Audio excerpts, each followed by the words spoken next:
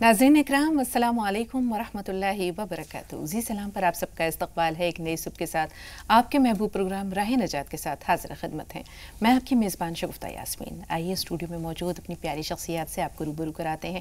आप सबकी तरफ से और अपनी तरफ से अपने मेहमानों का खैर मक़दम करना चाहेंगे, खुशामदीद कहना चाहेंगे। सना सैयद आपको भी शुक्रिया, आपका भी इस्तकबाल है और पुरतपा खैर मक़दम है क़ारी फजलुर रहमान साहब, आपका भी बहुत शुक्रिया कि हमारे इस प्रोग्राम की रौनक को चार चांद लगाने के लिए आप हमारे साथ होते हैं। तमाम नाज़रीन की तरफ से एक बार फिर आप सबका इस्तकबाल है। तो नाज़रीन, इससे पहले कि हम सना से कुछ सुने, आपको अपने आज के मौजू के बारे में बता देते हैं कि आज जो हमारा मौजू है वो है उम्मत मुस्लिमा पर अज़ाब इलाही के साए। इंशाअल्लाह इस मौजू पर बहुत तफसीली गुफ्तगू होगी, लेकिन अपने इस प्रोग्राम का आगाज़ करना चाहेंगे बारगाह इलाही में अल्लाह ताला के हुजूर अपनी जबीन नियाज़ खम करके सना से, सनाए बारी ताला से हम आगाज़ करना चाहेंगे। तो सना हमद बारी ताला पेश कर रही हैं, आप आगाज़ कीजिए। अस्सलामु अलैकुम वरहमतुल्लाहि वबरकातुहू। बिस्मिल्लाहिर्रहमानिर्रहीम। अल्लाहुम्मा सल्ली अला सय्यिदिना मुहम्मदिन व मौलाना मुहम्मदिन बेअददे कुल्ले ज़ुर्रतिन अल्लाहुम्मा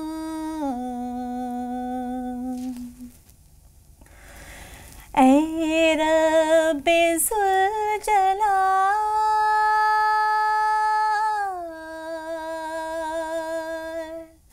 ऐ रब्बे ज़ुल जलाल, तो सबसे अज़ीम है, आदिल है, मुस्तजीब है, बेहद हलीम है, बंदे पे अपने सब से ज़्यादा रहीम है, हर शय से आशना है, खबीरो अलीम है, खालिक है कायनात का, रब्बे करीम है, ऐ रब्बे ज़ुल जलाल,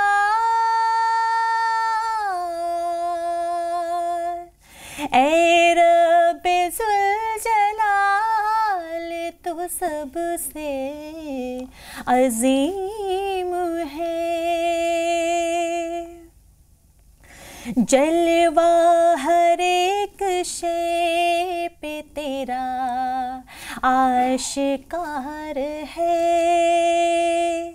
राज़िक है तू हर एक का, परवरदिगार है, मोहताज तेरे सब है, तू बाइख्तियार है, हाजत रवा है तू ही, गफूरुर रहीम है, ऐ रब्बे ज़ुल जलाल, ऐ रब्बे ज़ुल जलाल, तो सबसे अज़ीम है। क्या कहने, बहुत हम ज़िक्र तेरे नाम का सुबह मसा करे, जी चाहता है सजदे पे सजदा किया करे,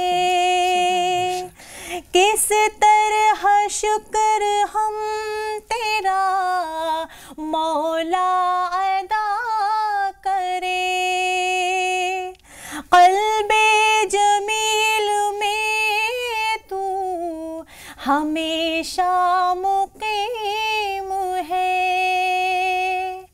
ऐ रब्बे ज़ुलजलाल,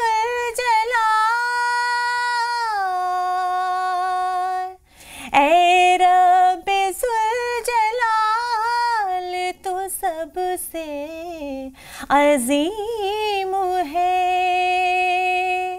आदिल है, मुस्तजीब है, बेहद हलीम है। ऐ रब्बे ज़ुलजलाल, ऐ रब्बे ज़ुलजलाल, तू सबसे अज़ीम है, तू सबसे अज़ीम है।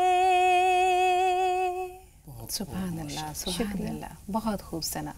वाकई तमाम पाकीज़गी, तमाम बुज़ुर्गी अल्लाह ताला की ज़ात के लिए है।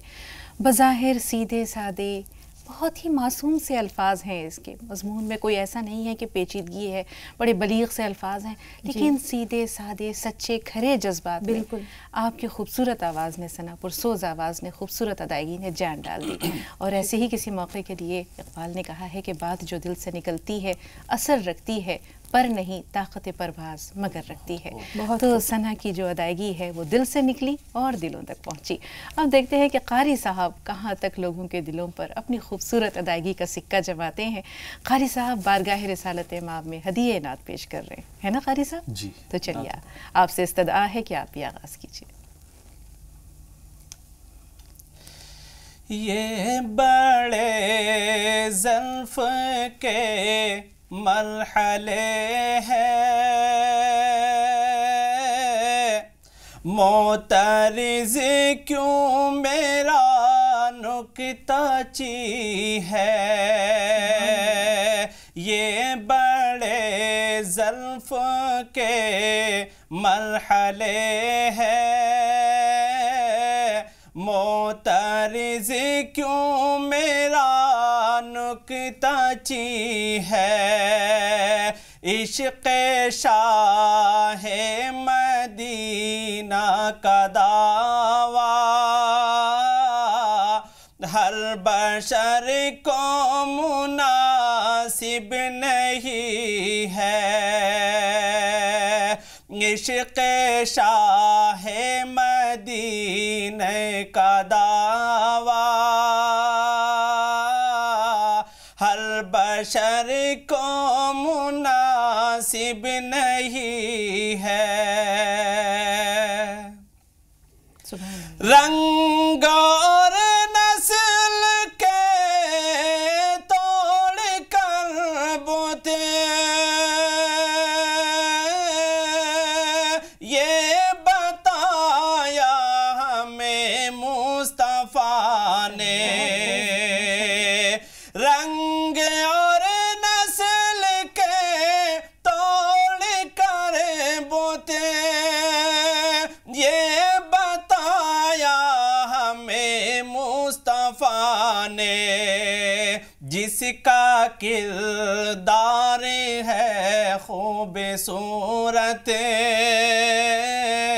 वो खुदा की नज़र में हंसी है। जिसका किरदार है खूबसूरत वो खुदा की नज़र में हंसी है। उसके ज़र्रों में सूरज छुपे हैं, अर्श से जिसके रिश्ते मिले हैं। उसके ज़र्रों में सूरज छुपे हैं,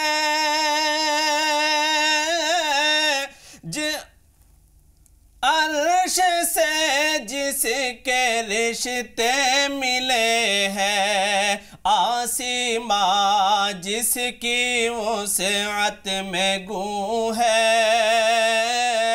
वो दरे मुस्तफ़ा की زمیں ہے، آسماں جس کی وسعت میں گو ہے، وہ در مصطفیٰ کی زمیں ہے، سرور انبیاء کی محبت حاصل دین و دنیا ہے یارو، سرور انبیاء کی محبت حاصل دین و دنیا ہے یارو، یہ تعلق ہے ایسا تعلق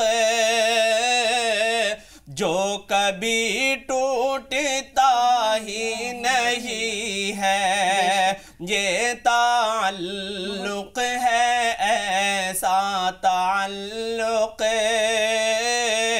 جو کبھی ٹوٹتا ہی نہیں ہے، مجھے گناہگار کی ایسی قسمت رہنما بن گئی رب کی رحمت، مجھے گناہگار کی ایسی قسمت رہنما بن گئی رب کی رحمت، میں مسافر ہوں کوئے نبی کا، ہم سفر میرا روح الامین ہے، میں مسافر ہوں کوئے نبی کا، ہم سفر میرا روح الامین ہے، یہ بڑے ظرف کے مرحلے ہیں، معترض کیوں میرا نکتہ چی ہے، عشق شاہ مدینہ کا دعویٰ ہر بشر کو مناسب نہیں ہے۔ سبحان اللہ قاری صاحب، جزاک اللہ۔ جتنا خوبصورت کلام ہے، جتنا خوبصورت مضمون ہے، اتنی پیاری آپ کی ادائیگی ماشاءاللہ۔ ثنا کے ہاں جو ہم نے ٹھہراؤ دیکھا وہ آپ کے ہاں ایک جوش اور جذبے کے صورت میں نظر آیا، ایک وجد آفری کیفیت تھی، ہم یہاں دم بخود سن رہے تھے، وہاں ہم ساتھ ساتھ جھوم رہے تھے۔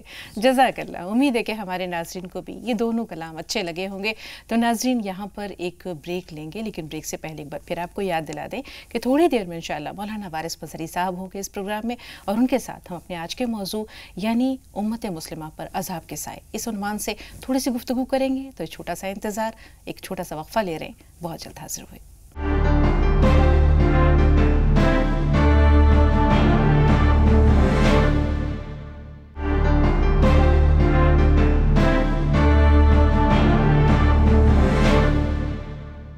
ناظرین وقفے کے بعد ایک بار پھر آپ سب کا استقبال ہے۔ آپ دیکھ رہے ہیں راہ نجات، اور اسٹوڈیو کی رونق کو دوبالا کرنے کے لیے ہمارے بہت ہی خاص مہمان تشریف لا چکے ہیں۔ آپ سب کی طرف سے اور اپنی طرف سے استقبال کرنا چاہیں گے مشہور و معروف عالم دین، ممتاز اسلامی scholar, assistant professor department of Islamic studies, Jamia Millia Islamia, جناب مولانا وارث مظہری صاحب۔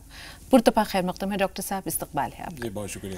تو ناظرین اس سے پہلے کہ مولانا صاحب سے بات چیت کے سلسلے کی شروعات کریں، آپ کو یاد ہوگا گزشتہ ملاقات میں ہم نے مشن محمدی صلی اللہ علیہ وآلہ وسلم اور موجودہ امت مسلمہ کے حوالے سے کچھ باتیں کی تھیں آپ کے گوش گزار مولانا صاحب کی گفتگو کے ذریعے۔ آج اسی سلسلے کو تھوڑا سا آگے بڑھا رہے ہیں، کچھ مختلف حوالوں سے انشاءاللہ اپنی بات کو اور واضح کرنے کی کوشش کریں گے، اور آج ہم نے موضوع منتخب کیا ہے وہ ہے امت مسلمہ پر عذاب الہی کے سائے۔ بڑا عجیب سا لفظ ہے یہ عذاب، ہم کہہ سکتے ہیں کہ کبھی یہ سزا کی صورت میں ہو سکتا ہے، کبھی تنبیہات کی صورت میں ہو سکتا ہے، اور کبھی ہم آگے دیکھتے ہیں تو یہ عذاب کی صورت میں بھی ہو سکتا ہے۔ بنیادی بات یہی ہے کہ موجودہ امت مسلمہ ہو یا سابقہ امت مسلمہ ہو، یہ دونوں اللہ تعالیٰ کی بہت عزیز امتیں آتے ہیں، خاص طور پر جب ہم بنی اسرائیل کا دیکھتے ہیں، اس کا ذکر دیکھتے ہیں قرآن پاک میں، تو اللہ تعالیٰ فرماتا ہے کہ بسم اللہ الرحمن الرحیم، یا بنی اسرائیل اذکروا نعمتی التی انعمت علیکم وانی فضلتکم علی العالمین، کہ میں نے اے بنی اسرائیل میری ان نعمتوں کو یاد کرو جو میں نے تم پر کی اور تمہیں تمام جہانوں پر فضیلت عطا کی۔ اسی طرح جو موجودہ امت مسلمہ ہے یعنی امت محمدی صلی اللہ علیہ وسلم، اس کے بارے میں کیا کہا جائے؟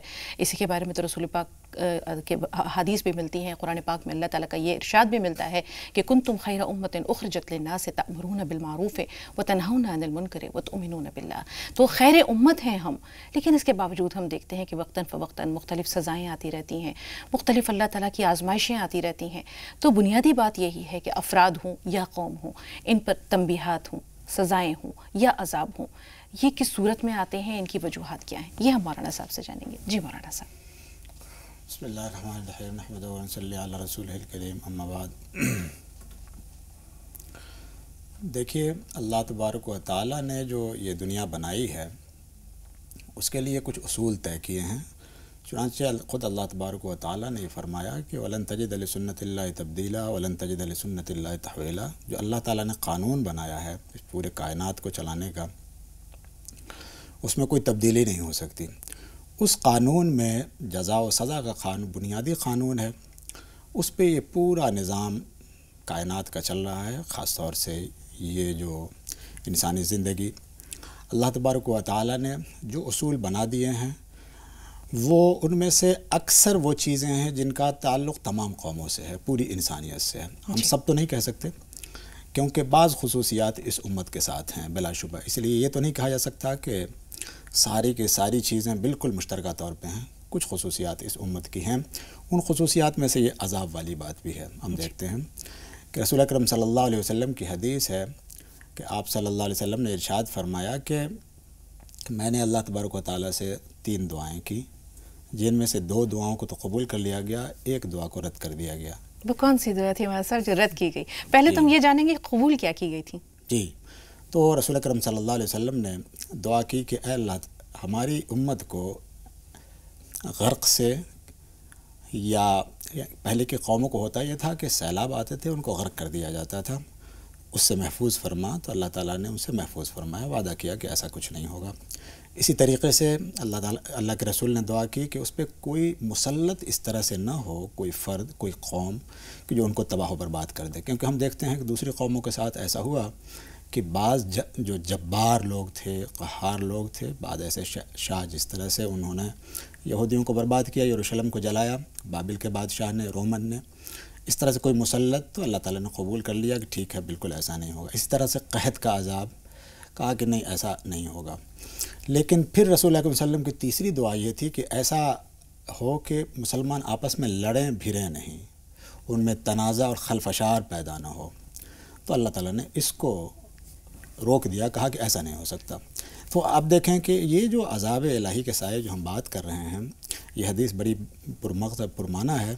اگر آپ یہ دیکھیں تو مسلمانوں پہ جو سب سے بڑا مسئلہ درپیش ہے وہ یہ ہے کہ آپس میں ان کا اتحاد بالکل ختم ہو گیا ہے، آپس میں لڑنے بھرنے والی کیفیت آخری درجے میں پائی جاتی ہے۔ بالکل مولانا صاحب، یہاں جو آپ نے یہ بتایا کہ جو پچھلی قومیں ہیں ان پر اللہ تعالیٰ نے کس شکلوں میں، کس صورتوں میں عذاب نازل کیا، تو ہم دیکھتے ہیں کہ وہ قوم عاد ہو، قوم سمود ہو، حضرت لوط علیہ السلام کی قوم ہو، حضرت شعیب علیہ السلام کی قوم ہو، تو ان پر جو عذاب اللہ کا نازل ہوا وہ اس صورت میں تھا کہ یہ کلی طور پر ان کا استحصال کر دیا گیا، ان کا خاتمہ کر دیا گیا، جڑ سے ختم کر دی گئی۔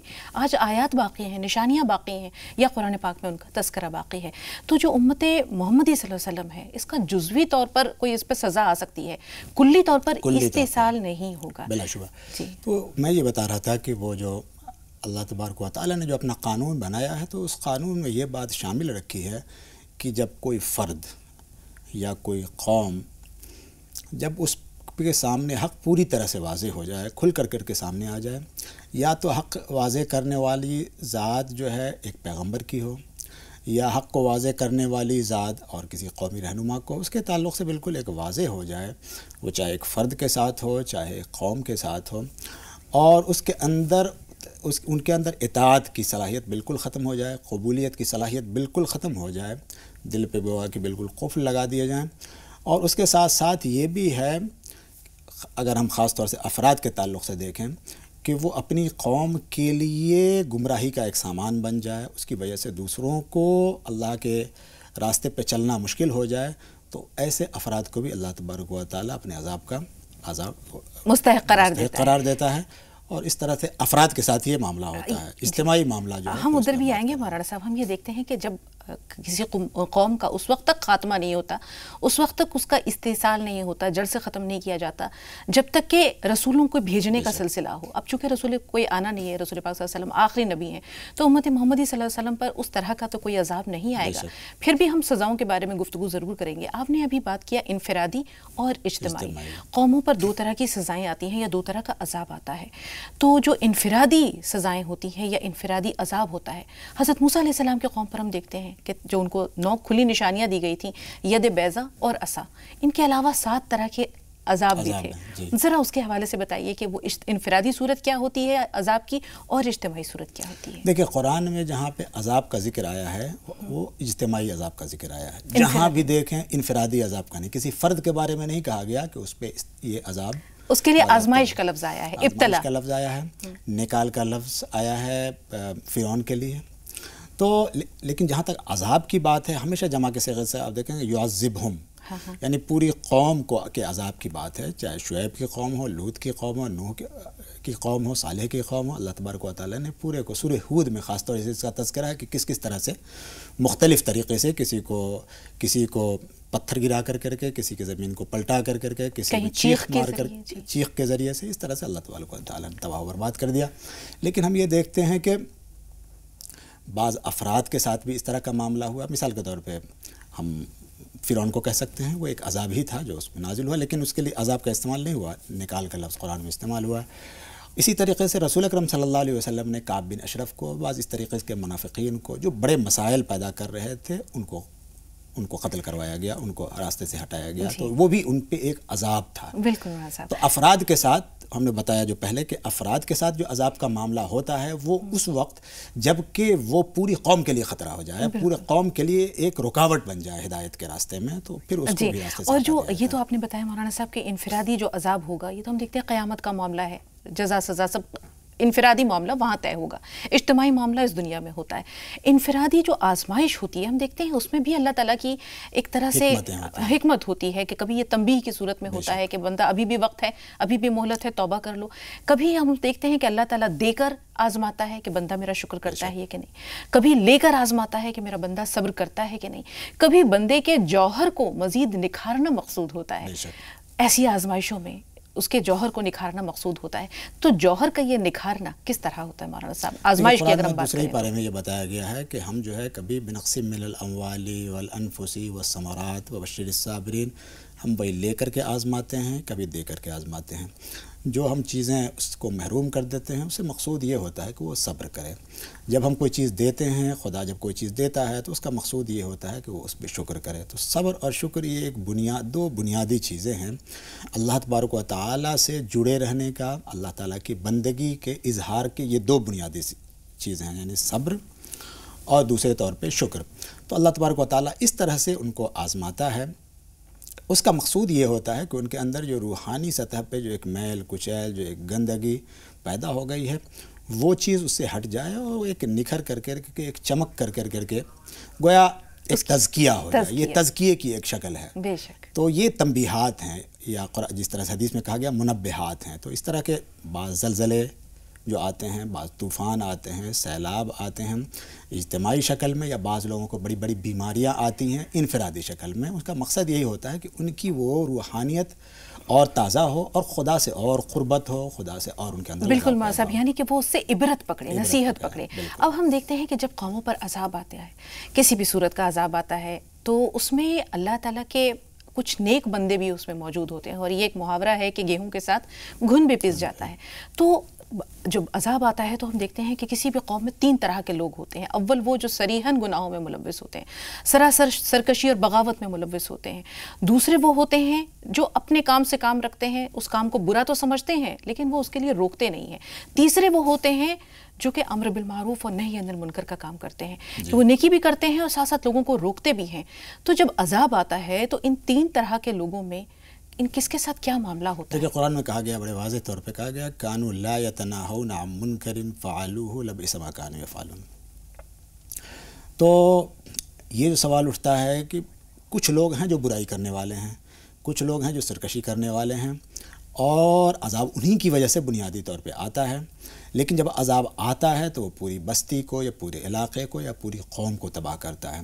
اس کی بنیادی وجہ یہ ہوتی ہے کہ یہ جو خواص کا طبقہ ہے جو نیکی کے راستے پہ چل رہا تھا، جو ہدایت کے راستے پہ چل رہا تھا، قرآن کے کانوا لا یتناہون عن منکر، وہ ان کو روکتا نہیں ہے۔ تو انسان کے اندر اللہ تبارک و تعالیٰ نے دو ذمہ داریاں دی ہیں۔ ایک تو یہ کہ انفرادی طور پہ آپ کو اللہ تعالیٰ کی اطاعت کرنی ہے، ان کے حکم پہ چلنا ہے، دوسروں کو اس کی تلقین بھی کرتے رہنا ہے، دوسروں کو برائیوں سے روکتے بھی رہنا ہے۔ اگر آپ نہیں روکتے تو جب عذاب آئے گا تو آپ بھی اس میں شامل ہوں گے۔ اور یہ رسول اللہ اکرم صلی اللہ علیہ وسلم کی بالکل واضح حدیث ہے کہ جب اللہ تعالیٰ کا عذاب آتا ہے تو وہ عام ہوتا ہے، اس میں عام اور خاص دونوں ہی پس جاتے ہیں۔ لیکن مولانا صاحب ہم دیکھتے ہیں کہ جب حضرت نوح علیہ السلام کی قوم پر عذاب آیا تو حضرت نوح اور وہ لوگ جو نیک کام کر رہے تھے، لوگوں کو گناہوں سے برائیوں سے روک رہے تھے، انہیں اللہ تعالیٰ نے بچا لیا۔ اسی طرح حضرت لوط علیہ السلام کی قوم پر جب عذاب آیا تو حضرت لوط اور ان کے پیروکاروں کو جو صالحین تھے بچا لیے گئے۔ تو ہم دیکھتے ہیں کہ آج ابھی آپ نے جیسے بتایا کہ ہم بھی تو وہیں کھڑے ہیں، اپنے آپ کو دیکھ رہے ہیں۔ اگر ہم نیک کام کر رہے ہیں اور لوگوں کو تنبیہ نہیں کر رہے، لوگوں کو گناہوں سے یا برائیوں سے روک نہیں رہے ہیں، تو کل کو ہمارا معاملہ وہی ہونے والا ہے۔ یہ سورہ مائدہ میں کہا گیا کانوا لا یتناہون عن منکر فعلوہ لبئس ما کانوا یفعلون، کہ یہ لوگ آپس میں نہی عن المنکر نہیں کرتے تھے، برائیوں سے لوگوں کو روکتے نہیں تھے، وہ دراصل مسلمانوں کو ہی متنبہ کرنا ہے۔ یہ ساری چیزیں جو قوموں کے ساتھ پیش آئیں، پچھلی قوموں کے ساتھ، اس کا جو سارا کا سارا تذکرہ قرآن میں جو کیا گیا ہے، اس کا مقصود یہ ہے کہ مسلمان بیدار ہوں، ورنہ ان کے ساتھ بھی اس طرح کا معاملہ، چاہے وہ 100% ویسا نہ ہو، لیکن اللہ تبارک و تعالیٰ کا عذاب و نکال ان پر بھی نازل ہوگا۔ تو یہی بات کہی گئی کہ وہ روکتے نہیں تھے۔ تو مسلمانوں کے اندر جو اس وقت اس طرح کی چیزیں پائی جاتی ہیں، اس کا تعلق اسی قانون قدرت سے ہے کہ اگر تم نے نہی عن المنکر کا فریضہ انجام نہیں دیا، برائیوں کو نہیں روکا، ٹھنڈے پیٹوں اس کو اسی طرح سے برداشت کرتے رہے، تو تمہارا حشر بھی ویسے ہی ہوگا، تم پہ بھی اللہ تبارک و تعالیٰ کا عذاب نازل ہوگا۔ لیکن وہ عذاب جو عذاب استیصال ہے، جو بالکل ختم کر دینے والا، وہ والی بات نہیں ہے، لیکن اس کی ایک شکل نازل ہوگی۔ بالکل مولانا صاحب، اور یہاں یاد آتا ہے وہ ایک حدیث قدسی ہے جس میں اللہ تعالیٰ نے حضرت جبرائیل کو حکم دیا کہ جاؤ فلاں بستی کو بالکل پلٹ دو۔ تو حضرت جبرائیل علیہ السلام کہتے ہیں کہ اللہ تعالیٰ اس میں فلاں بندہ بھی ہے جو کہ ایک پل کے لیے بھی تیری عبادت سے جو ہے وہ غافل نہیں رہتا۔ تو اللہ تعالیٰ کہتے ہیں کہ پہلے اسے اور اس کے علاوہ اس پوری بستی کو پلٹ دو، کیونکہ اس نے لوگوں کو نیکی کی طرف بلایا نہیں، اس نے لوگوں کو برائی کی طرف روکا نہیں، تو میرے عذاب کا وہ بھی مستحق ہے۔ تو ہم دیکھتے ہیں کہ آج ہماری جو کیفیت ہے، ہماری امت مسلمہ کی جو کیفیت ہے، وہ بھی اس سے کچھ جداگانہ نہیں ہے۔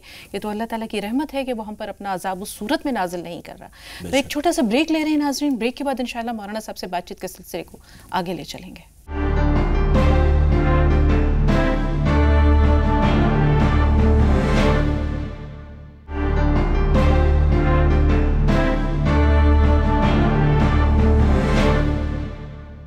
ناظرین بریک کے بعد ایک بار پھر آپ سب کا استقبال ہے، بات چیت کے سلسلے کو آگے لے چلتے ہیں۔ ابھی تک کی گفتگو میں آپ نے دیکھا کہ منکرین حق پر جب عذاب آتا ہے، جب اللہ تعالیٰ کی سزا کا کوڑا برستا ہے، تو اس کی دو شکلیں ہوتی ہیں، دو صورتیں ہوتی ہیں۔ یا تو یہ عذاب اصغر ہوتا ہے، چھوٹی چھوٹی تنبیہات ہوتی ہیں، چھوٹی چھوٹی سزائیں ہوتی ہیں، یا یہ عذاب اکبر ہوتا ہے جو گزشتہ امتوں پر آیا اور پوری قوم تہس نہس کر دی گئی۔ تو آج ہم جب عذاب اکبر کی بات کرتے ہیں اور دیکھتے ہیں کہ کہیں خدا نخواستہ امت مسلمہ بھی کسی ایسی سزا کی موجب تو نہیں ہے، مولانا صاحب اپنے ہم کارنامے دیکھتے ہیں، اپنی کارگزاریاں دیکھتے ہیں، اپنی حرکتیں دیکھتے ہیں، اپنے افعال دیکھتے ہیں۔ جارج برنارڈ شاہ کا ایک قول یاد آتا ہے کہ جب وہ کہتے ہیں، ان کا قول تھا کہ قرآن پاک کو دیکھتا ہوں تو میں سوچتا ہوں کہ بہت عظیم کتاب ہے، لیکن جب امت مسلمہ کے افعال دیکھتا ہوں تو مجھے اس میں کوئی مطابقت نظر نہیں آتی۔ میں بہو ان الفاظ کا اعادہ یہاں نہیں کرنا چاہ رہی، لیکن ہمارے قول اور فعل میں تضاد کیوں ہے مولانا صاحب؟ قرآن پاک میں بھی اللہ تعالیٰ نے کہا گیا ہے کہ لم تقولون ما لا تفعلون، کہ تم وہ کچھ لم تقولون، تم وہ سب کچھ کیوں کہتے ہو جو تم کرتے نہیں ہو۔ بلا شبہ یہ جو ہے بار بار اس طرح کی صفات، خاص طور سے جو مغضوب علیہ قوم، گویا اللہ کی نظر میں قرآن میں جس کا تذکرہ بار بار میں آیا ہے، یہودیوں کے تعلق سے یہ بات کہی گئی ہے، اور وہاں پہ گویا تنبیہ مسلمانوں کو مقصود ہے کہ دیکھو وہ یہ کرتے تھے کہ لم تقولون ما لا تفعلون، کہ تم وہ بات کیوں کہتے ہو جو تم کرتے نہیں۔ جس بنیاد پہ ان کی مذمت کی گئی ہے، آپ دیکھیں تو بالکل وہی چیز مسلمانوں میں پائی جاتی ہے۔ جو خواص کا طبقہ ہو یا عوام کا طبقہ، ان کے اندر یہ بنیادی کمزوری پائی جاتی ہے، خاص طور سے ہمارے قائدین کا یا ہمارے اس کا، کہ وہ جو کچھ کہتے ہیں وہ نہیں کرتے۔ تو گویا قرآن کی نظر میں جب انسان کے قول اور عمل میں تضاد پیدا ہو جائے، جب انسان کی اخلاقی حالت بالکل بگڑ جائے، چاہے وہ کوئی بھی قوم ہو، تو پھر اس کے ساتھ اس طرح کا معاملہ ہوتا ہے۔ تو اس وقت جو صورتحال بلا شبہ ہم دیکھ رہے ہیں، ان میں وہ صفات، وہ خرابیاں، وہ کوتاہیاں، وہ کمزوریاں جو دوسری قوموں میں پائی جاتی تھیں، اور جن قوموں کو اللہ تبارک و تعالی نے جن پہ عذاب نازل کیا، ان میں سے بلا شبہ وہ ساری خرابیاں دیکھا جائے تو اپنی کسی نہ کسی شکل میں پائی جاتی ہیں۔ اور یہ رسول اکرم صلی اللہ علیہ وسلم کی حدیث کے عین مطابق ہے۔ رسول اکرم صلی اللہ علیہ وسلم نے ارشاد فرمایا کہ تم دوسری قوموں کی پیروی کرو گے، شبرم بے شبرن، تم دست در دست پیروی کرو گے، یہاں تک کہ اگر وہ گوہ کے بل میں گھسیں گے تو تم بھی گھسو گے۔ تو وہ ساری کے ساری خرابیاں جس کی رسول اکرم صلی اللہ علیہ وسلم نے پیش گوئی کی تھی، وہ ساری کے ساری مسلمانوں میں پائی جاتی ہے۔ مسلمانوں کے لیے بنیادی بات یہ ہے کہ ان کو اس بات پہ مطمئن نہیں ہونا چاہیے کہ جس طریقے کے دوسری قوموں پہ عذاب آیا، انہیں ختم کر دیا گیا، تباہ کر دیا گیا، تو ان کے ساتھ ایسا نہیں ہوگا۔ بلا شبہ ان کا وجود تو ختم نہیں ہوگا، لیکن انسان کا وجود دو معنوں میں ہے۔ ایک اس کا وجود تو یہ ہے کہ اس کی ہستی فنا ہو جائے، دوسرے اس کا وجود وہ ہے جو قرآن میں کہا گیا تفشلوا وتذهب ريحكم، جب تم آپس میں لڑو گے، جھگڑو گے تو تمہاری ہوا ختم ہو جائے گی، تمہارا روب دبدبہ ختم ہو جائے گا، تمہارا شان و شوکت ختم ہو جائے گا، تم پہ ذلت و مسکنت طاری ہو جائے گی، دوسری قوموں کے لیے تم ایک لقمہ تر بن کر کے رہ جاؤ گے۔ وہ کیفیت ہم دیکھ رہے ہیں کہ وہ ساری کی ساری چیزیں بالکل ایسے ہی پائی جاتی ہیں۔ ابھی آپ نے جس لقمہ تر کا حوالہ دیا مولانا صاحب، اگر ہم نظر ڈالیں دنیا کے نقشے پر تو ہم دیکھتے ہیں کہ آج عراق کی کیا حالت ہے، ادھر لبنان، شام سب تباہی کے دہانے پر ہے، فلسطین ایک محصور قوم کے حیثیت ان کی ہو گئی ہے، تمام امت مسلمہ جو ہے وہ انتشار کا شکار ہے، کسی ایک موقف پر ان کا کوئی ایک اجتماعی سٹینڈ نہیں ہے۔ تو جب بنی اسرائیل کے بارے میں ہمیں قرآن پاک میں آیت ملتی ہے کہ ضربت علیہم الذلۃ والمسکنۃ وباؤوا بغضب من اللہ، تو آج یہ ذلہ اور مسکنہ، ذلت ہو گیا، ہم دیکھتے ہیں کہ ذلت ہے، گمراہی ہے، اور مسکنہ ہے، مسکینی ہے، لاچاری ہے، جسے ہم کہتے ہیں بے دست و پائی ہے۔ کیا ہے جو مسلمانوں کے پاس نہیں ہے؟ تیل کے وسائل سے یہ مالا مال ہے، لیکن اپنے اندر بے انتہا یہ کم ہمتی پاتے ہیں۔ تو یہ بزدلی اس قوم کے لیے ہے کہ دشت تو دشت ہیں، دریا بھی نہ چھوڑے ہم نے، بحر ظلمات میں دوڑا دیے گھوڑے ہم نے، ہمارے اسلاف وہ تھے، ہمارا حال یہ ہے۔ تو ہم آخر اپنا محاسبہ کریں تو کیسے کریں مولانا صاحب؟ کہاں سے ایسا سور بیداری لائیں؟ کون سا ایسا جرس ہے، کون سی ایسی گھنٹی ہے جو ان کے خوابیدہ ذہنوں کو بیدار کرے، انہیں خواب غفلت سے بیدار کرے؟ کیا کیا جائے؟ گویا یہ دیکھیں کہ دوسری قوموں کے تعلق سے جو قرآن کریم نے کہا تھا کہ ان پہ ذلت اور مسکنت طاری کر دی گئی ہے، دیکھا جائے تو وہ تو ماشاءاللہ بہت ہی قوت اور بہت ہی عزت اور قوت کے ساتھ دنیا میں سر اٹھا کر کے جی رہے ہیں۔ تو جو احوال ان کے ساتھ پیش آئے تھے اور کہا گیا تھا، دیکھا جائے برعکس طور پہ وہ مسلمانوں پہ ہو گیا ہے۔ تو یہ مسلمانوں کے لیے ایک لمحہ فکریہ ہے کہ وہ سوچیں کہ آخر ایسا کیوں ہوا۔ قرآن میں جو قانون قدرت بیان کیا گیا ہے وہ یہ کہ اللہ تبارک و تعالی جب کسی قوم پہ اس طرح کی چیزیں نازل کرتا ہے تو وہ دراصل ان کی اپنی اخلاقی خرابیوں، کمزوریوں کی وجہ سے کرتا ہے۔ تو ہمیں یہ ماننا پڑے گا کہ وہ اخلاقی خرابیاں جو وجہ بنتی ہیں، جو سبب بنتی ہیں اس طرح کی چیزوں کا، اور جس کی وجہ سے دوسری قوموں پہ عذاب آیا، وہ ساری خرابیاں، وہ ساری کمزوریاں مسلمانوں میں پائی جاتی ہیں۔ اب مسلمانوں کے لیے سب سے بنیادی چیز یہ ہے کہ وہ محاسبہ کریں، وہ یہ دیکھیں کہ ان کو کس لیے اٹھایا گیا۔ کنتم خیر امۃ اخرجت للناس، تم کو تو اس لیے اٹھایا گیا تھا کہ نہ صرف یہ کہ تم عمل کرو بلکہ تم دوسروں کے لیے بھی تلقین کرو، نصیحت کرو، دوسروں کے لیے بھی، تو کے لیے تم داعی بنو۔ اچھا، امت مسلمہ پہ دوہری ذمہ داریاں ہیں دوسری قوموں کے مقابلے میں۔ ایک ذمہ داری تو یہ ہے کہ وہ رسول اکرم صلی اللہ علیہ وسلم کی امت اجابت ہے، اس نے قبول کیا ہے، اس پہ اس کی یہ ذمہ داری کی ہے، بلغوا انی ولو آیا، اس کو ساری کی ساری چیزیں پہنچانا ہے۔ دوسرے یہ جو پوری کی پوری جو دنیا ہے یہ بھی رسول اکرم صلی اللہ علیہ وسلم کی امت ہی ہے، اس لیے کہ اب کوئی نبی نہیں آئے گا، وہ امت دعوت ہے۔ تو ان پہ یہ ذمہ داری یہ ہے کہ اس دعوت کو عام کرنا ہے، پوری انسانیت میں اس کو عام کرنا ہے۔ اب کوئی رسول نہیں آئے گا حجت تمام کرنے کے لیے، تو گویا مسلمانوں کو، ان کے افراد کو، ان کی جماعتوں کو یہ حجت تمام کرنا ہے اہل الارض پہ، دنیا روئے زمین پہ بسنے والے لوگوں پہ۔ لیکن آپ یہ دیکھیں کہ کیا مسلمانوں نے یہ فریضہ انجام دیا؟ نہ تو افراد کی سطح پہ ان کے اندر یہ شعور پایا جاتا ہے، نہ جماعت کی سطح پہ ان کے اندر یہ شعور پایا جاتا ہے۔ جیسا آپ نے بتایا کہ آپس میں جو ساری ان کی قوت خرچ ہو رہی ہے، سارے اثاثے ختم ہو رہے ہیں، سارے وسائل جو صرف ہو رہے ہیں وہ آپس میں مرنے مارنے ایک دوسرے سے برسر پیکار ہونے کی وجہ سے مولانا صاحب ان کو ایک نمونہ بننا تھا دوسری قوموں کے لیے، اس لیے کہ ان کو اشرف بنایا گیا تھا، ایک نمونہ بننا تھا، لیکن انہوں نے دوسری قوموں کو نمونہ بنا کر کے ان کی پیروی اور اتباع شروع کی۔ بالکل، اور رسول پاک صلی اللہ علیہ وسلم نے یہ حدیث بار بار ہم اس کا اعادہ کرتے ہیں، دہراتے ہیں کہ رسول پاک صلی اللہ علیہ وسلم نے فرمایا کہ میری امت پر بھی وہ تمام حالات وارد ہو کر رہیں گے جو سابقہ امتوں پر ہوئے، بالکل اس طرح جیسے کہ ایک جوتی کے دو جوڑیاں۔ تو ہوتا کیا ہے کہ ہم جب سابقہ امتوں کو دیکھتے ہیں، ہم بنی اسرائیل کو ہی دیکھتے ہیں مولانا صاحب، کس طرح ان پر عذاب آیا، کس طرح سے انہیں نیست و نابود کیا گیا، ان کے معبد کی اینٹ سے اینٹ بجا دی گئی۔ آج مسلمان جو ہیں ان کی کیفیت بھی کچھ جداگانہ نہیں ہے، چاہے وہ سزا کسی بھی روپ میں آئے، چاہے وہ مغربی اقوام کو، چاہے وہ دیگر کو ان پر مسلط کر دیا گیا ہو، چاہے وہ ذلت و مسکنت کا شکار ہو، چاہے وہ باہمی انتشار اور خانہ جنگی کا شکار ہو، چاہے ان کے وسائل ایک دوسرے سے دست و گریباں ہونے میں صرف ہو رہے ہوں، اللہ کے پیغام کو بھلا بیٹھے ہیں، ہاتھ پر ہاتھ دھرے منتظر فردہ ہیں۔ تو یہ ہاتھ پر ہاتھ دھرے جو کل کی امید میں بیٹھے ہیں، یہ کوئی صبح نو لانے والی نہیں ہے مولانا صاحب۔ یہ نفسیات جو مسلمانوں میں پائی جاتی ہے وہ بالکل ویسی ہی نفسیات ہے جس طرح سے بنی اسرائیل میں پائی جاتی تھی کہ نحن ابناء اللہ و احباؤہ، ہم تو کچھ منتخب قوم ہیں، اللہ تبارک و تعالیٰ نے خصوصی عنایتوں کے ساتھ ہمیں جو ہے پیدا کیا ہے، خصوصی معاملہ ہمارے ساتھ ہے۔ یہ ایک نفسیات ہے کہ خصوصی معاملہ ہمارے ساتھ ہے، اس لیے ہمارے ساتھ ایسا نہیں ہوگا جو دوسری قوموں کے ساتھ ہوا۔ جبکہ وَلَن تَجِدَ لِسُنَّتِ اللَّهِ تَبْدِيلًا وَلَن تَجِدَ لِسُنَّتِ اللَّهِ تَحْوِيلًا، قرآن کی آیات کہہ رہی ہیں کہ نہیں، تمہارا معاملہ کوئی استثنائی نہیں ہے، ایکسیپشنل نہیں ہے، تمہارے ساتھ بھی وہی سارے قوانین لگے ہوئے ہیں، برتری کے یا ذلت کے، وہ سارے اسباب تمہارے ساتھ بھی جڑے ہوئے ہیں۔ اس لیے کوئی قوم نہ تو ہمیشہ کے لیے، اب کم از کم اب رسول اللہ کی امت، پوری دنیا ایک رسول اللہ کی امت ہے، اب ان تمام کے لیے ایک ہی قانون ہے، کوئی کبھی ایسا نہیں ہوگا کہ عذاب کے تحت تمام کو ہلاک کر دیا جائے، سب کے لیے یکساں قانون ہے بڑھنے کے۔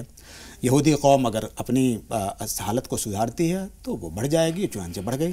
آپ اپنی حالت کو نہیں سدھارتے ہیں تو آپ زوال پذیر ہوں گے، اور زوال پذیر ہو رہے ہیں۔ یہ نفسیات کتنی نقصان دہ ہے مسلمان امت مسلمہ کے لیے، امت محمدی کے لیے؟ یہ جو نفسیات ہیں مولانا صاحب، یہ بھی کہتے ہیں کہ ہم تو امت محمدی رسول پاک صلی اللہ علیہ وسلم کی امت ہے، ہمارے لیے تو شفاعت واجب ہے رسول پاک کی، جس طرح وہ تھے نحن ابناء اللہ و احباؤہ، یہاں بھی وہی نفسیات کار فرمائے۔ تو یہ نفسیات اس امت کے لیے، امت محمدی کے لیے کتنے نقصان دہ؟ یہ بلا شبہ سب سے بالکل منفی نفسیات ہے جو ہم نے آپ کو بتایا، اس لیے کہ جو قوانین اللہ تبارک و تعالیٰ نے بنایا اس میں تفریق نہیں کی گئی ہے قوموں اور قوموں کے درمیان، کیونکہ یہ تو ناانصافی ہوگی۔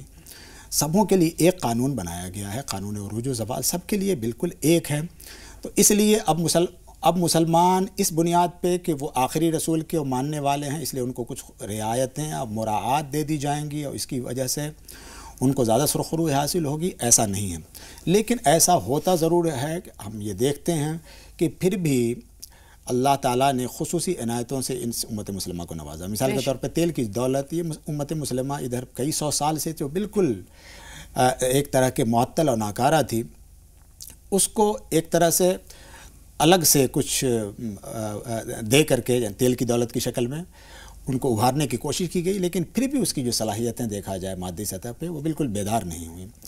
تو اس وجہ سے جو بنیادی بات ہے وہ یہ کہ کوئی استثناء اس قوم کا نہیں ہے، اور جو کچھ بھی اللہ تبارک و تعالیٰ کا عذاب یا اللہ تبارک و تعالیٰ کی نعمتیں آئیں گی وہ اس کے اپنے عمل کی بنیاد پہ آئیں گی، اور یہ بار بار قرآن میں کہا گیا ہے جیسا تم عمل کرو گے اس کی بنیاد پہ تمہارے ساتھ بالکل معاملہ ہونا ہے۔ بالکل صاحب، ہم یہ دیکھتے ہیں کہ کبھی کبھی مسلمانوں کے ذہن میں یہ خیال بھی آتا ہے کہ دیگر قومیں دنیا میں اتنی ترقی کر رہی ہیں، ان کے پاس مال و دولت کی فراوانی ہے، عزت و شہرت کی فراوانی ہے، تو آخر کیا وجہ ہے کہ اللہ تعالیٰ نے دنیا میں منکرین حق کو اتنی ان کی رسی دراز کر رکھی ہے، ان کے ساتھ خصوصی جو ہے وہ نعمتوں کی فراوانی ہے، ان کی ڈور ڈھیلی کر رکھی ہے؟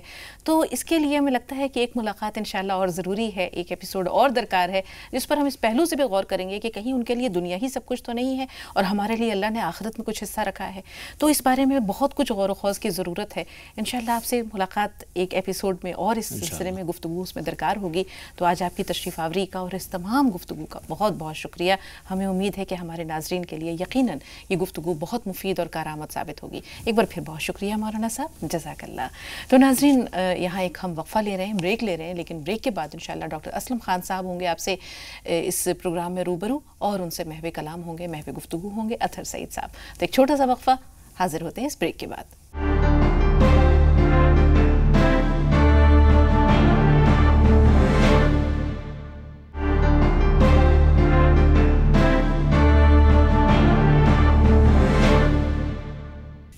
बहुत शुक्रिया शगुफ्ता यास्मीन। ब्रेक के बाद तमाम नाज़रीन का इस्तकबाल। खैर मक़दम राह नजात में।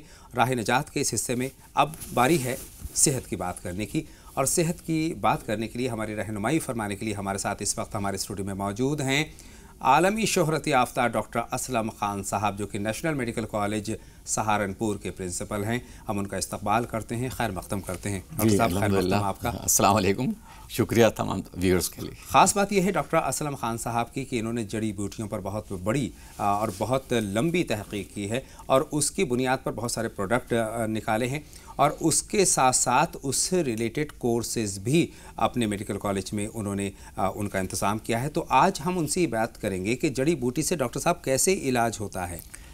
जड़ी बूटी से बड़ा आसान इलाज है। पहली बात तो मैं ये बता दूं कि हमने मेडिसिनल गार्डन बनाया हुआ है कॉलेज के बैकग्राउंड में। इंशाल्लाह ये कॉलेज है, ये जो लगी हुई हैं ये सब, ये अर्जुन का पेड़ लगा हुआ है देखिए। जी। तो अगर कोई हार्ट का पेशेंट आता है तो इसी की पत्ती हम उबाल के 5 पत्ती उसको सुबह शाम पिलाते हैं। हार्ट का पेशेंट में कोलेस्ट्रॉल बढ़ा हुआ है तो ठीक हो जाता है अर्जुन से। यानी मामूली चीज़ों से इलाज हो सकता है। और वज्रदंती लगी हुई है। अभी परसों तरसों जी सलाम से एक पेशेंट आई थी हमारे यहाँ अलीगढ़ से, तो उनको दर्द था। मैंने कहा ये आप खुद ही पत्ती तोड़ें। उन्हें उनको पौधे का नाम लिखा हुआ था, उस पर स्टिकर लगा हुआ था, तो उन्होंने उसमें से पत्ती थोड़ी लगाया, ठीक हो गई। ठीक हो गया। यानी मामूली चीज़ें जो हमारे किचन गार्डन में उगाई जा सकती है उनसे भी इलाज मुमकिन है। बिल्कुल बिल्कुल मुमकिन है। ख़ास जड़ी बूटियाँ बताइए डॉक्टर साहब जिनसे ख़ास तौर पर आम तौर पर एक आम आदमी अपना इलाज खुद कर सकता है। बिल्कुल, जैसे रुद्राक्ष है हमारे यहाँ लगा हुआ है। रुद्राक्ष जो है ना, शराब की लत या सिगरेट या गुटखा जो है उसको छुड़ाने के लिए बेहतरीन दवा है। तो जो ऐसे लोग हैं, जो पेशेंट हमारे यहाँ जो सालों से शराब पी रहे हैं, जिनका लीवर भी ख़राब हो गया है, या गुटखा खा रहे हैं, कैंसर होना या कैंसर होने वाला है, वल्नरेबल हैं वो ऐसे, या सिगरेट बहुत पीते हैं, हर वक्त बदबू रहती है मुंह से और परेशान रहते हैं डायजेशन से, तो ऐसे लोगों के लिए हमारे पास में रुद्राक्ष है। और दूसरे ट्रीटमेंट है, मड थेरेपी है। और उन्हें पता भी नहीं चलता, हम उनकी रोटी के अंदर जो है वो बना करके जो उन्हें खाना देते हैं अपने यहाँ, वो उन्हें इलाज भी नहीं बताते, सिर्फ उनकी विल पावर को मजबूत करते हैं। हम कुरान की आयतों से करते हैं, और जो हमारे हम बता रहे हैं उनको हम वेदों की श्लोक बताते हैं और गीता के श्लोक बताते हैं, जिनमें वहदानियत की बात होती है, जिनमें खुदा परस्ती की बात होती है, जिससे खुदा से आखिरत का जिक्र होता है जिन चीज़ों में। रिहेबिलिटेशन का इंतजाम है। रिहेबिलिटेशन का इंतजाम है, क्योंकि देखिए कोई भी नशा छुड़ाने के लिए जी उसके लिए ज़रूरी है कि उसकी विल पावर को मजबूत किया जाए। क़ुव्वत इरादी मजबूत होनी चाहिए। तो क़ुव्वत इरादी कमज़ोर होती है तभी हम किसी न किसी एडिक्शन में फंस जाते हैं। और आमतौर से हमारे जो है क़ुव्वत इरादी कम होते हैं, क्योंकि हमने अपने वेदों को, अपने कुरान को सिर्फ जो है तिलावत तक महफूज कर लिया है पढ़ने के लिए, उसको समझ के नहीं पढ़ता। अगर समझ के पढ़ें तो हमारा क़ुव्वत इरादा यकीनन बहुत मजबूत होगा। बिल्कुल, हर हमारे सामने ये होगा कि खुदा को एक दिन हमें सामने खड़े होकर सब बताना है। अकाउंटेबिलिटी का जब नजरिया हमारे अंदर ये अवेयर हो जाएगा हमारा ब्रेन, तो ऑटोमेटिकली हम कलाम पाक में बहुत सारी चीज़ों का जिक्र है। हमारी किताबों में बहुत सा अहादीस में बहुत सारी चीज़ें ऐसी मिलती हैं जिनसे हम इलाज करते हैं, घरेलू इलाज कर सकते हैं, और कहते हैं कि मौत के अलावा तमाम अमराज के इलाज मुमकिन है। मिसाल के तौर पर शहद है, मिसाल के तौर पर और इस तरह की चीज़ें हैं, अजमाइन है, तुलसी है, बहुत सारी ऐसी चीज़ें हैं जिनसे हम इलाज कर सकते हैं।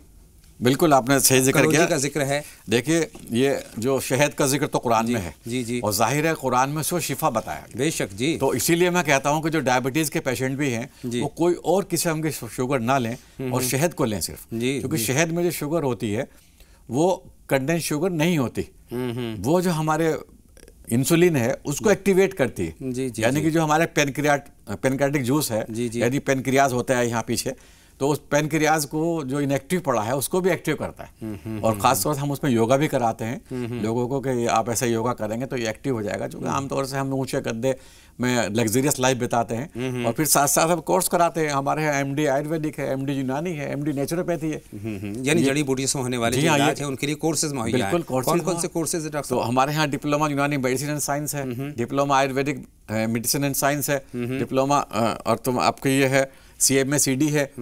अच्छा, ये जो है क्या नाम इसका, DCH, इसमें भी हम हाँ जड़ी बूटियाँ पढ़ाते हैं। हालांकि जैसे डी फार्मा है वो एलोपैथिक है हमारे यहाँ, लेकिन उसके बावजूद भी हम साथ साथ आयुर्वेदिक जड़ी बूटियों को, चूँकि MCI ने जो अब नेशनल कमीशन बन गया है, NMC बन गया, नेशनल मेडिकल कमीशन बन गया है, उसने भी ये रिकमेंड किया है कि MBBS वालों को भी जड़ी बूटी पढ़ाई जाए, यानी उन्हें आयुर्वेदिक का ज्ञान दिया जाए। होना चाहिए उनको, बिल्कुल होना चाहिए। एक कॉलर है डॉक्टर साहब, उनसे हम बात करते हैं हमारी फोन लाइन पर। हेलो जी, अपना नाम बताइए। जी अस्सलाम वालेकुम। वालेकुम अस्सलाम जी। ये मेरे जो बहनोई हैं उनको नशे की लत है। आपका क्या नाम है? राशिद बोल रहा हूँ। राशिद साहब कहाँ से बोल रहे हैं? मैं मिर्जापुर से बोल रहा हूँ। मिर्जापुर से, जी बताएं। बहनोई को मेरे बहनोई साहब हैं, उनको नशे की लत है, क्या उनको उनके लिए दवाई कोई मैसर करा देंगे आप वहाँ पर?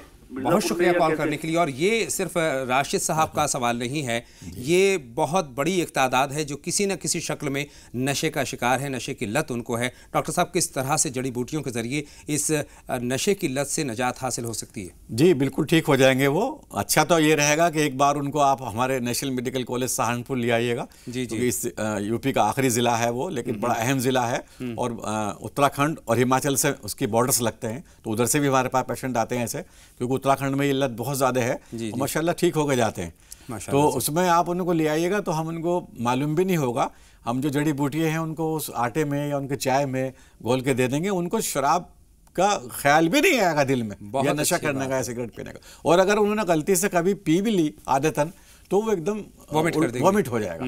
तो वो एक बार वॉमिट होगी तो दोबारा वो खुद ही नहीं पिएंगे। सही बात तो है। ये है तरीका, उनको आप हॉस्पिटल ले आएगा इंशाल्लाह बहुत जल्द ठीक। और ज़्यादा खर्च नहीं है हमारा ये इसमें, और साथ साथ जो उनको लीवर की परेशानी है, ड्रग की वजह से या लिकर की वजह से जो लीवर में या दूसरी जगह पर परेशानी आ गई है, उसको भी हम डिटॉक्सिफाई कर देते हैं पंचकर्मा से, शिरोधारा से, कायोधारा से, मड थेरापी से। जैसी पोजीशन मिसाल के तौर पर हिपेटोमेगली हो जाता है हम तो शराब पीने वालों को, तो हिपेटोमेगली का हमारे यहाँ इलाज है। कालमेघ हमारे यहाँ खड़ी हुई है, कालमेघ की पत्ती हम देते हैं, कालमेघ की टेबलेट भी ऐसा आती है, लेकिन कालमेघ की जो लीफ 2 टेबलेट है, जितनी मशहूर गोली है, उसमें कालमेघ ही होता है, और बिल में कालमेघ ही होता है, जो कि लीवर के लिए बहुत मुफीद होता है। बहुत अच्छी होता है। डॉक्टर साहब, आपने इनसे रिलेटेड यानी जड़ी बूटियों से रिलेटेड कोर्सेज की बात की, कई सारे कोर्सेज के आपने नाम लिए, इनके लिए अहलियत क्या होगी? इनके लिए हाई स्कूल अहलियत है, हाई स्कूल पास आउट, बिल्कुल वो आ सकते हैं हमारे। और उर्दू बैकग्राउंड के बच्चे भी कर सकते हैं? बिल्कुल, उर्दू बैकग्राउंड, अरबी बैकग्राउंड, फारसी बैकग्राउंड, संस्कृत बैकग्राउंड, जितने भी हमारे जो एंशिएंट वो हैं लैंग्वेजेस हैं, और जो जिनसे वो चाहते हैं कि अपना कैरियर बनाए, उसके लिए वो आ सकते हैं, और बहुत आसानी से, बहुत सस्ते में। और बाइज्जत बहुत से हकीम हैं यहाँ आपके दिल्ली नोएडा में, बहुत से हकीम हैं जो हमारे यहाँ से करके आए, जो इमामत कर रहे थे पहले, वो इमामत भी कर रहे हैं, लेकिन अब वो लाखों रुपए कमा रहे हैं माशाल्लाह, उनको अल्लाह ने शिफाया भी बख्शी है उनके हाथ। अच्छा, एक सवाल हमेशा पूछता हूँ, इन कोर्सेज की ड्यूरेशन क्या है डॉक्टर साहब? जी, कोर्सेज की ड्यूरेशन 1 साल की है। आमतौर से जैसे डिप्लोमा यूनानी है तो 1 साल का है, लेकिन एलोपैथिक का जो डिप्लोमा है वो 2 साल का है, जिसे DCH कहते हैं, और आयुर्वेदिक का भी 2 साल का है। और फीस स्ट्रक्चर क्या है? फीस स्ट्रक्चर 17,000 पर ईयर है। जो कोर्स 1 साल का है उसकी सिर्फ 17,000 एडमिशन का टाइम फीस जमा हो जाती है। अकाउंट नंबर में आप कर सकते हैं, क्योंकि ये सारा मामला जो है ऑन रिकॉर्ड होता है और गवर्नमेंट ऑफ इंडिया से रजिस्टर्ड है। बहुत बहुत शुक्रिया डॉक्टर असलम खान साहब, आपने अपना कीमती वक्त हमें दिया और आयुर्वेद और जड़ी बूटियों से आपने इलाज का तरीका बताया, कोर्सेज के बारे में मालूमात फरमाइए। तो और जो मज़ीद मालूमात अगर लेना चाहें कोई भी, तो उनके लिए ऑनलाइन वेबसाइट की डिटेल्स यहाँ पर मौजूद हैं, साथ में फ़ोन नंबर्स मौजूद हैं। फिलहाल डॉक्टर साहब बहुत बहुत शुक्रिया आपकी तशरीफ़ आवरी के लिए। तो नाज़रीन, ये था राह नजात का आज का शुमारा। आइंदा मुलाकात के वादे के साथ अपने मेज़बान अथर को भी इजाज़त दें, लेकिन आप कहीं ना जाएँ, लगातार देखते रहें जी सलाम, जो कि आगे आप देखेंगे 5 मिनट में 25 खबरें। इजाज़त दें अथर को। अस्सलाम वालेकुम।